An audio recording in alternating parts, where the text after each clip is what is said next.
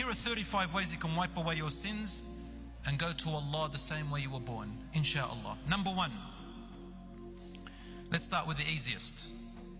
If you think in your head of doing something haram, you're thinking, a thought comes to your brain, I want to do something haram.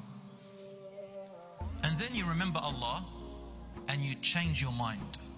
How long does that take? 5 seconds? 10 seconds? For some people maybe an hour, 2 hours, maybe a week. Or when I get there, maybe they're on travel and think I'm going to do this and I'm going to do that. They get there and then they change their mind. You're in your head, right? You've done nothing. You go, I'm going to do this. And then you change your mind. Allah said, Allah will write that act as one hasana and forgive your bad thought. Just for the mere fact that you change your mind for Allah's sake. Anyone can do that. Anyone can do that. I'll show him. You can't say that about me. I want to type away. But then I think, astaghfirullah, I will not stoop to that level for the sake of Allah. Suddenly Allah gives you the hasana and the angels love you. Number two, if you think of doing a haram and then you did it, it'll be one bad deed. Now if you think of doing something good and then you change your mind, it'll still be written as one good deed just for the mere fact that you had that intention. Did you know that? And if you do the good deed, it'll be counted as 10 minimum to 70. And then for some people, Rasulullah ﷺ said, Allah will multiply and you don't even know how much He gave you. Secondly, praying your fard prayer well. You know the 5 daily prayers? Fajr, Dhuhr, Asr, Maghrib, Isha. When you pray just those fard prayers, Rasulullah ﷺ said, Allah forgives you all your minor sins that you did from the last prayer you prayed to this one. So from Fajr to Dhuhr, everything forgiven. Dhuhr to Asr, everything forgiven. Asr to Maghrib, and then Isha, and then you go to sleep. You might think, what if I sin before I go to sleep? Well, Rasulullah ﷺ said, whoever says, La ilaha illallah, wahdahu la sharika lah, lahul mulku wa lahul hamdu wa huwa ala kulli shay'in qadir. When they go to sleep, all their sins are forgiven. Can you imagine dying that night? Don't imagine, it's ugly. But what if that was our last time? And our last words were La ilaha illallah. Rasulullah ﷺ told us, if you happen to just go and make wudu, every drop of water that drops out, the sins fall off with it.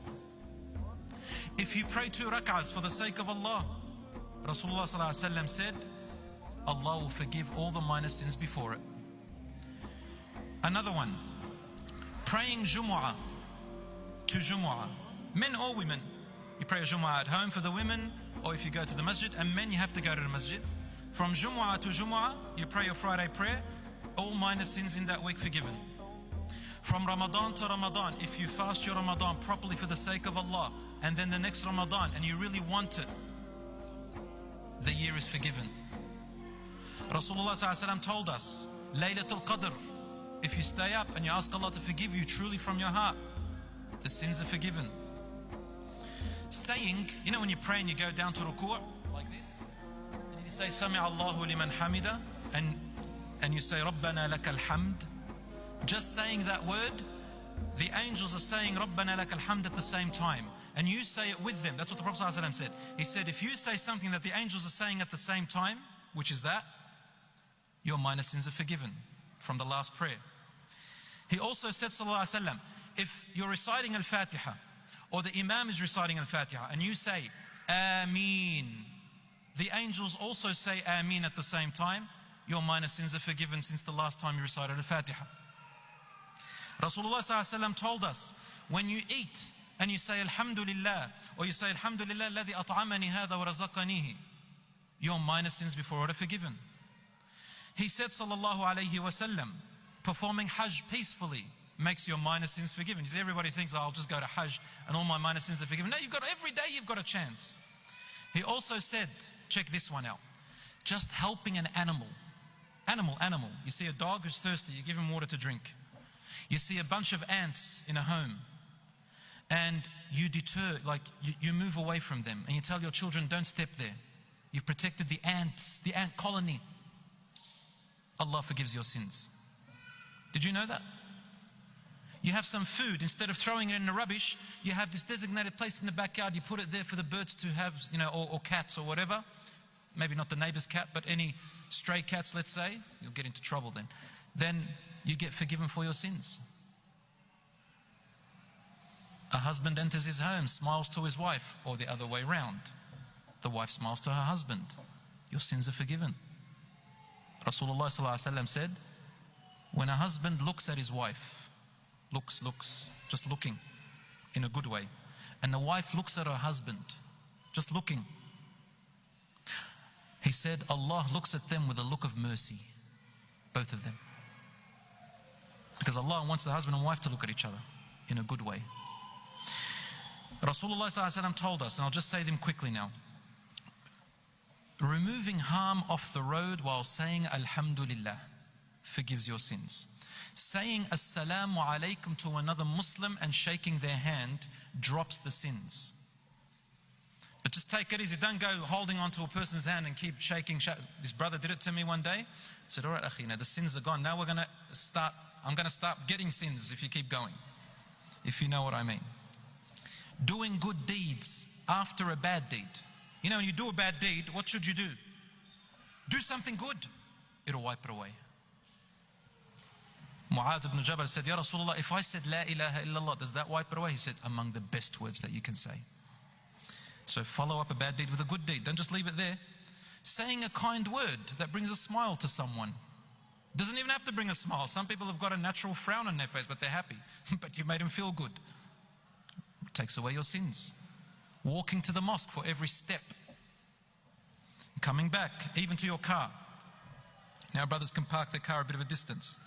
In a gathering that remembers Allah. You're gathering right now here. I don't know how long you've been here. You've been patient. Your sins have been forgiven. And guess why?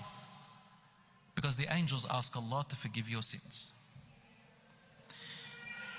Foregoing a debt owing to you by someone who is in financial hardship. Allah forgives you and relieves you of a debt in the hereafter. Seeking Islamic knowledge. The angels gather and they climb on top of each other until they reach the sky, looking at you and saying, oh Allah, forgive him or her. Sadaqah, giving in charity from your wealth, forgives your sins. Growing white hair while practicing Islam. So you've been practicing Islam since you were a young person and you're still alive and suddenly you get white hair. Rasulullah ﷺ said, for every white hair is a forgiveness of a sin. So he said, do not pluck them. Dye them if you like, dye. Cut if you want, but don't pluck. Just out of respect that you have grown older while still practicing Islam. The white hairs bear witness for you. Fever or any other sickness. If you are patient and remember Allah and you try your best, your sins are forgiven. Anxiety, fear, depression, worry, physical pain, even the prick of a needle, the Prophet ﷺ said, if you are patient, Allah forgives your sins. Patience means that you don't give up on Allah, you don't start swearing at people and blaming Allah. You continue doing your good deeds as much as you can, even if you complain to Allah, it's okay. Visiting a sick person to comfort them. And as you leave, Rasulullah ﷺ said, 70,000 angels follow you.